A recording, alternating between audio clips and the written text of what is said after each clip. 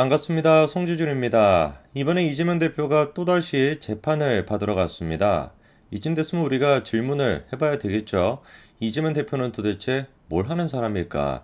이게 지금 야당의 당대표가 맞는 것인지 아니면 뭐 허구나 지금 막 재판을 받으러 가다 보니까 국회에 출석하는 것보다 재판에 출석하는 게 많아 보여요. 이런 상황 어떻게 우리가 당대표라고 부르겠습니까? 이거 뭐 프로 재판러라고 불러야 되겠지. 그렇지 않습니까? 아예 그러니까 지금 당대표로서의 직무도 할 수가 없는 사람을 갖다가 재판받으러 지금 뭐 일주일만 두세 번씩 가야 되는데 어떻게 뭐 당대표 직무를 할 수 있겠냐고. 그런 인간을 당대표로 앉혀놨으니 당이 진짜 저 모양 저 꼬라지가 될 수밖에 없죠. 이번엔 또 뭐 때문에 재판을 받으러 갔냐? 바로 김문기 씨를 모른다라고 얘기했던 거, 그거 선거법 위반과 관련된 그 재판을 받으러 갔습니다. 뭐 잘 아시는 것처럼 김문기 씨를 모른다. 김문기 씨가 대장동 사업을 거의 뭐 총괄하다시피 했던 실무자였음에도 불구하고 심지어 김문기 씨가 이재명 대표를 살리겠다고 그렇게나 언론 인터뷰까지도 하면서 대장동 사업에 대해서 열심히 홍보를 했던 사람이 김문기 씨고 같이 뭐 해외 출장까지도 가고 골프도 치러 가고 뭐 같이 뭐 사진도 찍고 여러 가지를 했음에도 불구하고 끝까지 김문기 씨를 모른다. 나는 대장동이랑 연결고리가 하나도 없기 때문에 김문기 씨를 모른다라고 주장했던 게 이재명 아니었습니까? 이번에 이제 재판도 바로 그 김문기 씨를 모른다와 관련된 내용이었습니다. 이번에 이제 증인으로 참석한 사람은 이재명의 또 다른 측근 중에 한 사람이죠. 김용희 증인으로 참석을 했는데요.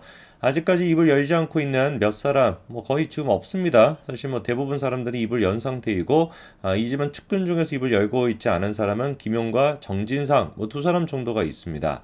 김용이 이제 증인으로 참석을 했고, 그 김용에 대해서 이재명 대표가 직접 신문을 했다고 하는데, 한번 봐야 되겠죠. 일단 어떤 헛소리를 서로 주고받는지, 이게 무슨 뭐 개그 만담을 보는가 싶을 정도로 재미난 헛소리가 많이 나오는데, 일단 두 사람이 주고받은 대화부터 좀 봐야 되겠습니다. 정치하는 사람은 이름과 얼굴을 알리는 것이 소위 이미지를 올리는 것 아닌가 라고 물어보니까 김용이 그렇다. 그래서 즉 간접관계 있는 모든 분들에게 보기만 하면 명함이나 이런 것을 주고 인사하거나 많이 노력한다 라고 답변을 하죠.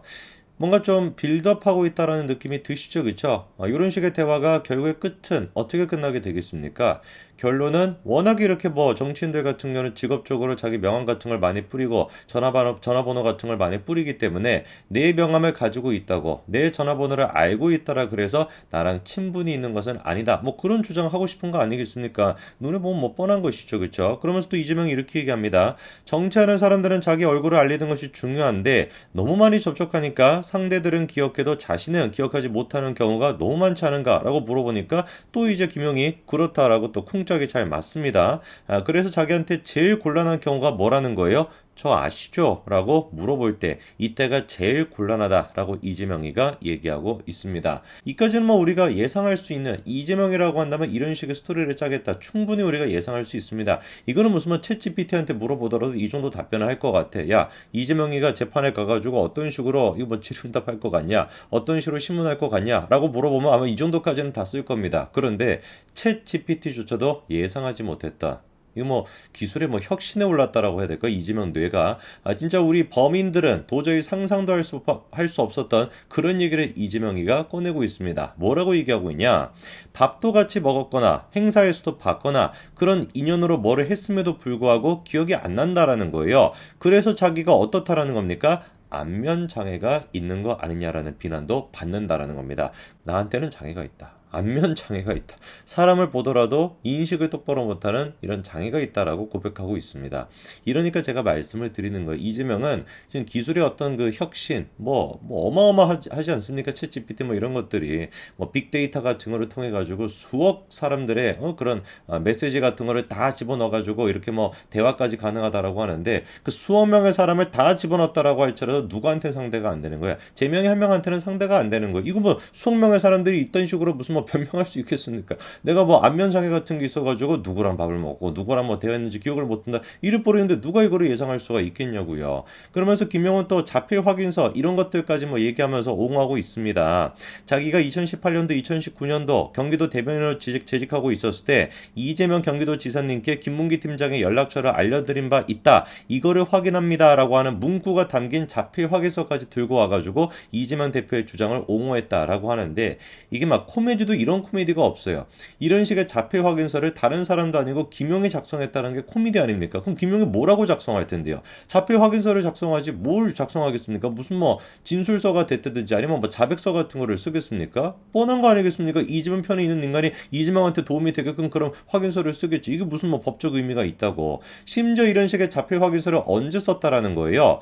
작년에 바로 이제 기소가 된 다음 달인 10월 달에 이런 식의 자필 확인서를 썼다라고 합니다. 그러니까 부랴부랴 이재명 측에서 어떻게 해서든지 간에 자기한테 조금이라도 도움이 될 법한 그런 뭐 증언이 됐거나 증거가 됐거나 이런 거를 모으겠다 치고 뭐 김용 같은 사람한테 부탁해가지고 이런 거 쓴 거 아니겠습니까?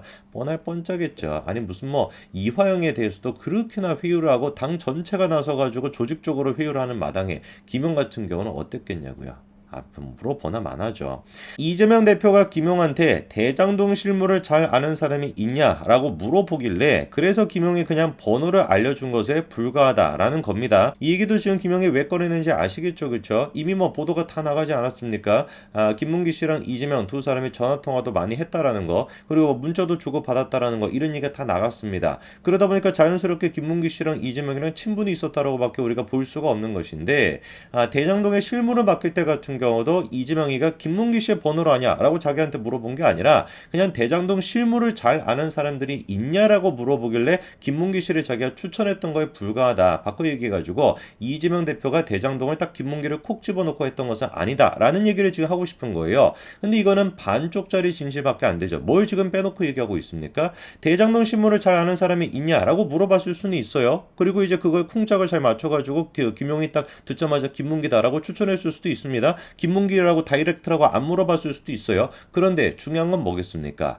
해외 출장을 갈 때 무슨 뭐 트램 같은 걸 연구하겠답시고 해외 출장 같은 거를 갈 때 그때 원래 가야 됐던 사람을 빼고 그 자리에 누구를 집어넣었다라는 거, 김문기 씨를 집어넣었다라고 하는 그 출장을 담당했던 공무원까지 나서가지고 증언을 이미 한 상태 아닙니까? 그 얘기는 지금 빼놓고 얘기하고 있잖아요. 대장동 실무에 대해서 정말로 이재명 대표가 김문기 씨를 염두에 놓지 않았다라고 한다면, 그냥 단순히 대장동 실무를 잘하는 사람을 찾았다라고 한다면 왜 도대체 출장을 갈 때 있던 사람까지 빼내면서까지 김문기 씨를 집어넣었어야만 했을까요? 당연히 이재명 대표가 보기에도 김문기 씨가 적임자라고 생각을 했기 때문에, 그러니까 직보까지 했던 거 아니겠습니까? 그것뿐만이 아닙니다. 지금 이제 그 내용을 봤었을 때 김문기 씨 휴대폰에 어떤 내용까지 있습니까? 이재명 대표랑 주고받았던 문자와 단톡방까지도 들어가 있고 심지어 이재명의 생일까지도 저장이 돼 있다라고 해요. 보니까 이재명으로부터 그렇게 딱 이름이 적혀있는 연락처로부터 여러 가지 문자 메시지를 받은 기록까지도 있고요. 카카오톡 이재명이 들어가 있던 단체 대화방에도 참여를 하고 있었고 심지어 주요 일정에 이재명의 생일까지도 기재가 되어 있었다고 합니다.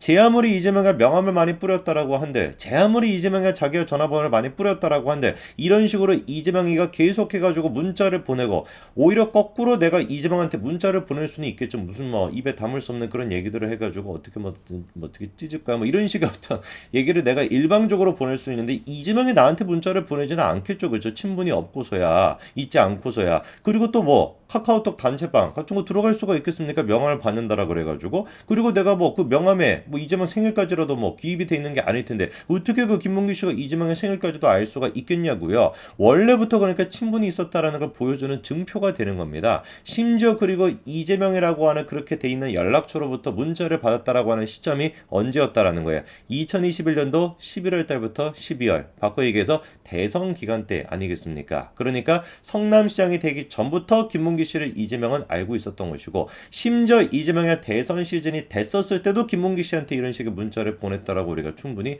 볼 수가 있겠죠. 그만큼이나 인연이 깊은 사람이었던 것이고, 그만큼이나 김문기 씨가 이재명을 따랐던 것인데, 그런 김문기 씨를 지금은 김용까지 대동을 해가지고 만담을 제가 찍으면서 이렇게 부정하고 있는 겁니다. 하늘이 보고 있습니다. 그리고 김문기 씨도 마찬가지로 보고 있습니다. 이재명 대표는 지금 당 대표로서 역할을 할 수가 없고 프로 재판러로서 재판을 받느라 바쁜 그런 사람입니다. 하루라도 빨리 자기의 본업을 찾기를 바라겠습니다. 이재명 대표는 지금 당 대표직이 아니라 재판을 받고 그리고 사회랑 격리되어 있는 모습, 그게 자기한테 제일 잘 맞는 옷입니다. 여기까지 말씀드리겠습니다. 감사합니다.